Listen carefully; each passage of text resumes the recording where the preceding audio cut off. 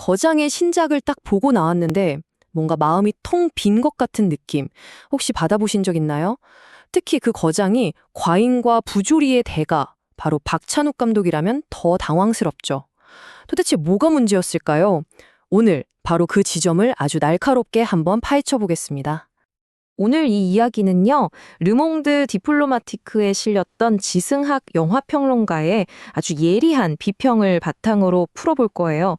평론가는 왜 박찬욱 감독의 신작 어쩔 수가 없다를 지지하기가 좀 어렵다고 했을까요? 자, 그 이유를 하나씩 따라가 보시죠.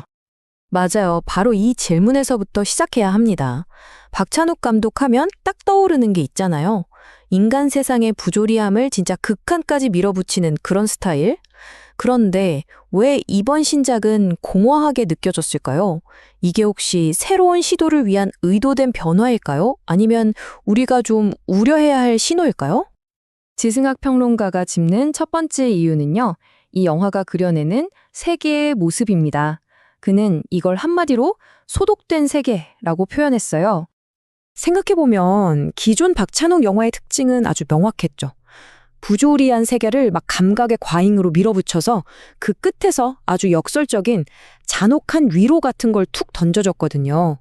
하지만 지승학 평론가는 이번 신작이 그 모든 걸 일부러 소독하고 너무 반듯하게 정돈해버렸다고 분석합니다. 그 결과 새로운 도약을 위한 절제가 아니라 그냥 낯설고 부정적인 공백만 남았다는 거예요. 평론가의 이 문장이 정말 핵심을 찌릅니다. 박찬욱 감독이 자신의 가장 강력한 무기를 스스로 내려놓은 셈이라는 건데요. 진짜 문제는 그 이유가 영화 속에서 명확하게 설명되지 않으니까 영화 전체가 방향을 잃은 듯한 인상을 준다는 거죠.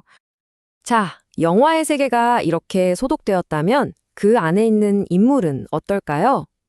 두 번째 포인트는 바로 주인공의 행동 방식입니다. 평론가는 주인공 만수의 살인을 기계적 행동이라고 딱 정의합니다.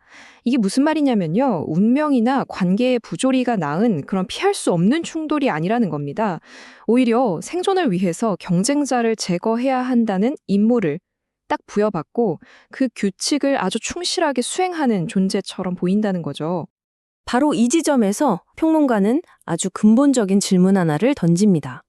만수의 행동이 과연 주체적인 선택의 결과일까? 아니면 그냥 사회라는 구조가 내린 명령을 아무 비판 없이 받아들인 것에 불과한 걸까? 이 둘의 차이는 정말 엄청나죠. 그런데 영화는 이 질문을 깊이 파고들기보다는 너무 쉽게 내면화 쪽으로 기울어 버립니다. 그 결과 만수의 살인은 비극이 아니라 그냥 규칙이 작동하는 것처럼 보이게 되고요. 이게 결국에는 영화가 다뤄야 할 진짜 중요한 세계의 부조리 그 자체를 없애버리는 결과를 낳는다는 게 평론가의 분석입니다. 세 번째 이유는 영화의 윤리적인 구조, 특히 주인공의 경쟁자들을 다루는 방식에 있습니다. 주인공 만수에게 경쟁자들은 그저 제거해야 할 숫자일 뿐이에요. 물론 그 사람들도 각자 해고의 공포에 떨고 가족에 대한 책임감을 가진 개인들이었겠죠. 하지만 영화는 그들의 이야기를 아주 철저하게 침묵시킵니다. 평론가는 이게 단순히 캐릭터 설정의 문제를 넘어서 영화 전체의 윤리적인 구조와 깊이 관련이 있다고 지적하는 겁니다. 이 비유 정말 날카롭지 않나요? 주인공의 고통만이 정규직처럼 절대적인 가치를 인정받고 다른 모든 사람들의 고통은 언제든 쓰고 버릴 수 있는 비정규직 노동처럼 취급된다는 거예요. 이런 구조 속에서 관객들은 다른 인물들에게 공감할 가능성을 원천적으로 차단당하게 되는 거죠. 자, 이제 분석은 영화의 주제의식, 그러니까 사회적인 메시지로까지 확장됩니다. 평론가는 이 영화가 좀 위험한 신화를 강화하고 있다고 보고 있어요. 평론가는 만수의 세계가 기성세대의 직업 신화를 그대로 따르고 있다고 분석하는데요. 그 논리가 이렇습니다. 첫째, 직업은 신성하다. 둘째, 가족이 그 신성함의 증거가 된다. 셋째, 가족을 위한 희생은 곧 책임감이다. 그리고 마지막 결론은 나의 생존을 위해 타인의 삶을 지워도 된다는 좀 끔찍한 정당화로 이어지는 거죠. 여기서 정말 흥미로운 지점이 나오는데요.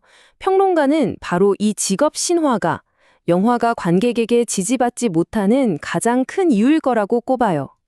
내가 얼마나 무시무시한 경쟁을 뚫고 살아남았는지 알아? 하는 식의 허세, 즉 직업 신화가 주는 피로감에 관객들은 이미 지칠 대로 지쳐 있다는 거죠. 이제 비평은 마지막 단계로 접어듭니다. 영화 자체를 넘어서 감독의 창작 상태에 대한 우려로 나아가는 거죠. 지승학 평론가는 어쩔 수가 없다 해서 자기 검열의 기운을 느꼈다고 말합니다. 마치 감독이 오랫동안 다뤄왔던 세계의 부조리, 인간적인 결함, 잔혹함의 미학 같은 것들로부터 스스로 한 걸음 뒤로 물러선 것처럼 보인다는 건데요. 그렇다면 이 후퇴를 어떻게 봐야 할까요? 두 가지 가능성이 있습니다. 하나는 다음 도약을 위한 긍정적인 숨고르기라는 해석이죠. 하지만 평론가는 다른 가능성에 좀 더 무게를 둡니다. 바로 경쟁자를 지우고 독보적인 존재로 남으려는 기성세대의 퇴보가 감독에게서 나타나는 건 아닌가 하는 그런 우려 말입니다.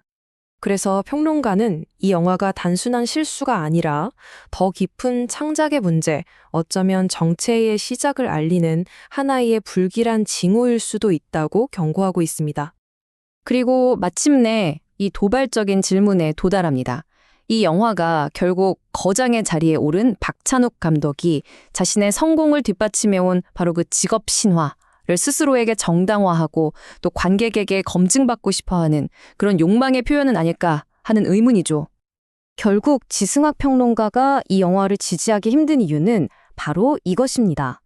한 거장의 필모그래피에서 어쩌면 처음으로 감지된 정체의 징후. 이 마지막 문장은 영화 팬들에게 정말 많은 생각할 거리를 남깁니다. 과연 이 분석이 타당할까요? 아니면 또 다른 해석이 가능할까요? 판단은 여러분의 몫입니다.